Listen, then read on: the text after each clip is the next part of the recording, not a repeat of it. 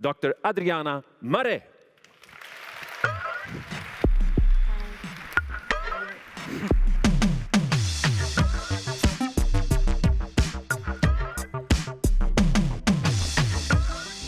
Good morning, everyone. Such a pleasure to be here with you this morning. I'm a bit envious of Alan's arrival. Unfortunately, I couldn't organize a rocket to arrive this morning, but we'll get to that part of the story. So I'm glad I'm here early and I have you fresh because I do indeed have a background in quantum physics. And while you're fresh, as I said, I'd like to start off with a little quiz.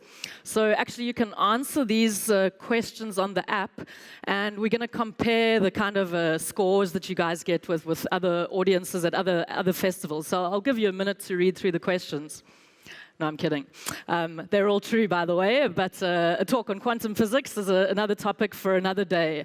And as Olivier has introduced, we are living at a very particular moment in history when settlement of the moon and Mars are within reach. And I'm going to run briefly through a number of projects here, all of which have taken place this year, 2019. We've got the United Arab Emirates building a 135 million Mars science city using 3D printing technology from the Emirati desert sand, etc. All sorts of simulations and experiments and public interactions will take place in this Mars science city when it's prepared. We have Virgin Galactic having launched their first commercial space flight earlier this year. We have Beth, the pilot, who is now the first female commercial astronaut. And we have NASA and SpaceX. So it's in fact taken a South African, Elon Musk, who I'm sure you've heard of, to move to the US to reinstate the US launch capability for the first time in a decade through the partnership with NASA and SpaceX. And we look forward to later this year seeing the first crews being launched from the US to the space station in the last decade. We have China landing on the far side of the moon, demonstrating crop growth. And that is a sure sign of the plans of China in the coming years to put humans in the settlements that they plan to build on the surface of the moon. We have Japan retrieving samples from an asteroid. Just this morning, new images have been sent from close-ups of the asteroid on which the Japanese mission has landed. And that's a summary of what's happened this year. I mean, this year is also the 50th anniversary of the first moon landing. And that's kind of has a dual meaning, right? Because that's a celebration of the amazing feat, arguably one of the most greatest achievements that humanity has ever attempted and succeeded at, which is to put humans on the surface of our moon. But the tragedy of that is that the Apollo astronauts, the remaining handful of Apollo astronauts, are all in their 80s. And the question now is, will they, in their lifetime, or at least us in our lifetime, see us doing a repeat and going even further than we had done during the Apollo era, which we are obviously celebrating the 50th anniversary of this year. So as a child growing up, I was a bit confused why I'd been born into this particular era. It felt like everything had already been done and there were just minor details to be filled in. I longed to have been born as a Viking, conquering the Western seas. I longed to have been an Egyptian queen or a Greek philosopher.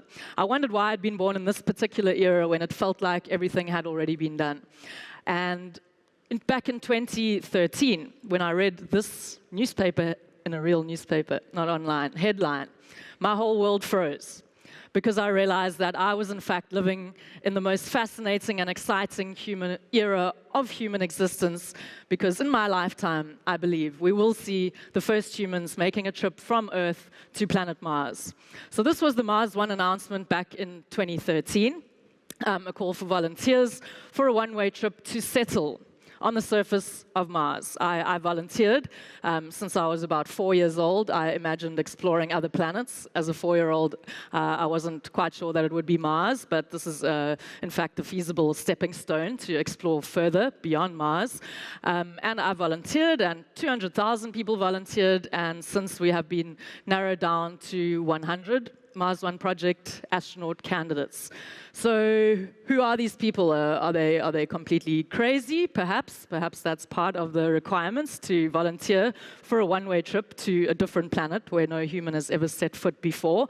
However, we have a skill set and a vision that we would like to contribute to. So, for example, we have a French candidate who is an emergency surgeon and also a zero-gravity flight instructor. So that makes him a zero-gravity emergency surgeon, someone you would most certainly want on your team for this kind of mission. We have commercial astronauts in the US training with projects like POSSUM.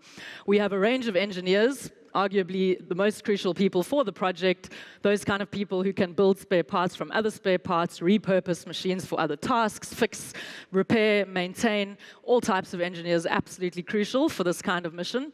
So there's the medics, the engineers, and I would say the third important category would be researchers. So people who not only can solve problems that nobody has solved before using perhaps coding, mathematics, or some collaboration with engineering capabilities, but people who love doing this, people who love solving challenges that no one has solved before.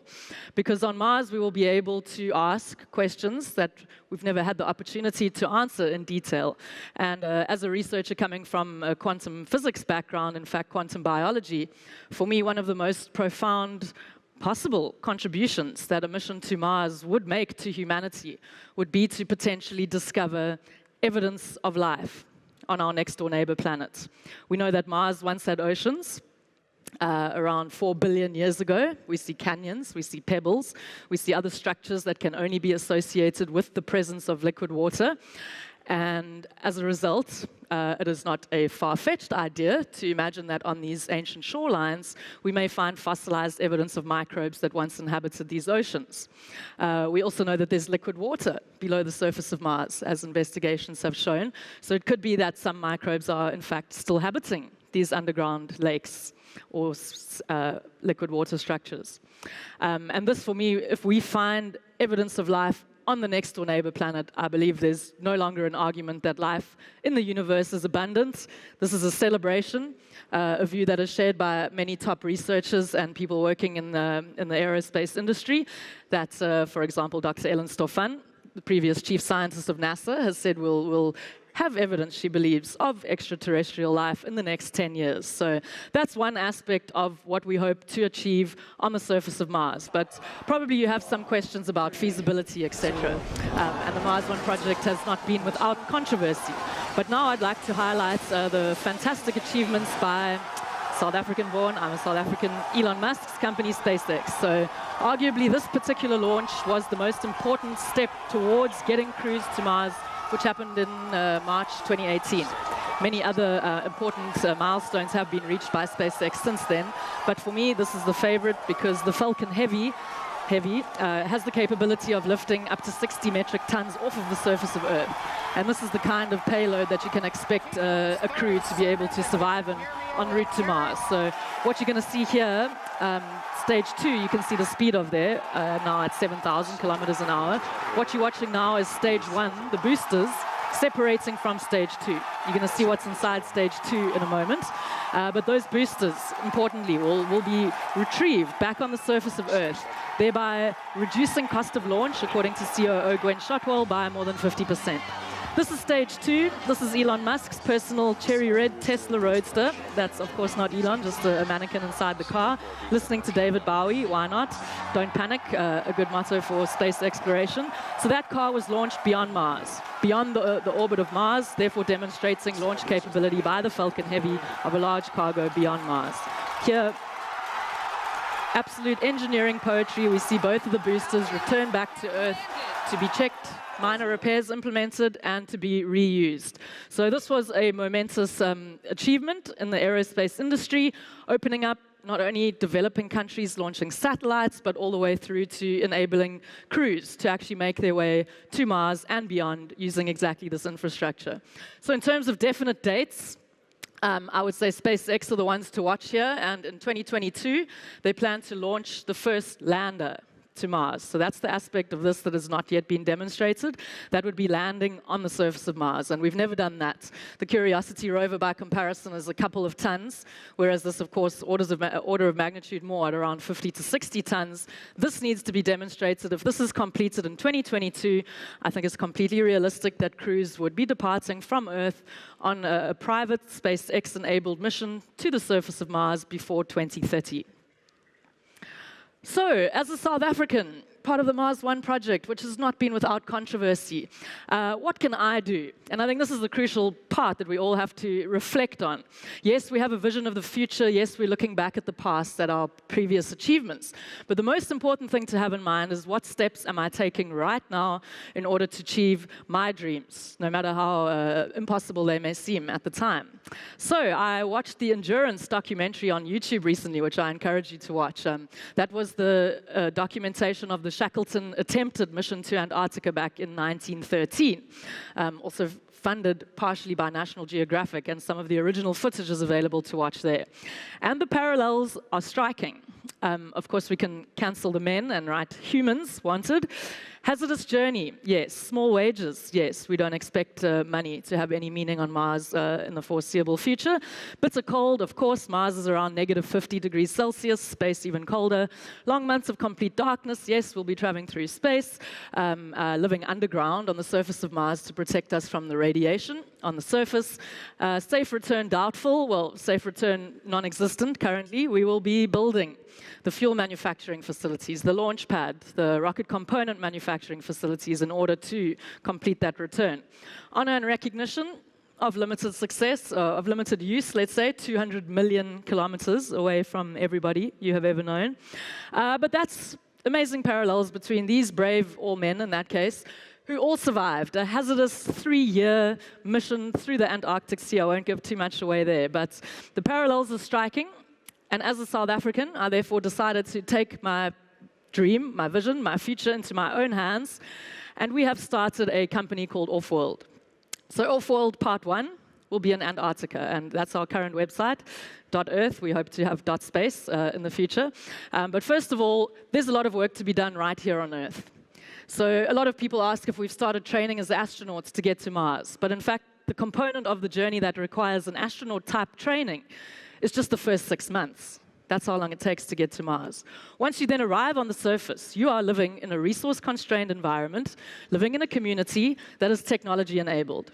And the reason we are so passionate about demonstrating resource-constrained community living in extreme environments is that this ticks so many boxes. We can look at the alleviation of poverty in communities perhaps affected by climate change, living in regions where agriculture is becoming increasingly challenging, where rainfall patterns have changed, using renewable energy, growing food in indoor units, using renewable energy to power our wastewater management systems, and also building sophisticated communication technologies that can receive signals through a mobile network and through satellites, so to have redundancy in communication. So if we can survive the winter in Antarctica off the grid with renewable energy mechanisms like solar panels while the sun shines, wind turbines when it doesn't, hydrogen fuel cells to cycle our water and store the energy, wastewater management systems that we bring in shipping containers with us to Antarctica. Of course, the treaties govern the re-release of water strictly in Antarctica, so this is crucial.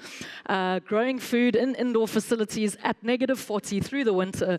If we can achieve this, and still be on social media sending all of our footage and our experiences back to the rest of the world, then I believe there is no longer an excuse for the poverty that exists in so many communities on Earth, because in fact we don't need a quantum computer to solve many of the challenges that we have on Earth. We don't need a nuclear propulsion system to solve so many of the challenges we have here on Earth. The technology that we need to solve basic problems like access to energy, clean water, food, clean air, communication systems, which of course includes education, healthcare.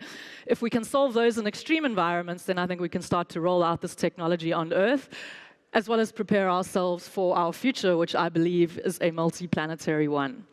So I've been dreaming about getting to Mars for a while, as I said, since I was around 4 years old.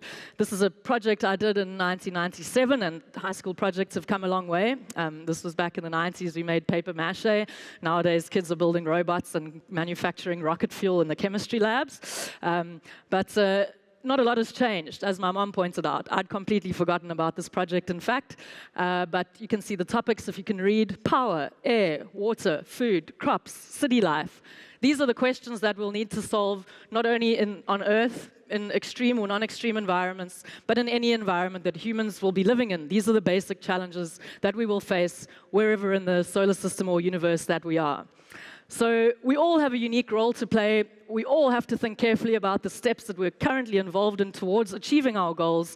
And what your dream is and what your steps are, I don't know. But what I can say for sure is that each and every single one of us has a crucial role to play. This is an important era in our history. We have the capability to do so much, but we have a lot of challenges to solve. But I believe that through collaboration, creativity, and passion, we can and we will solve these challenges and create a proudly human future, whatever planet we're on. Thank you very much. Wow.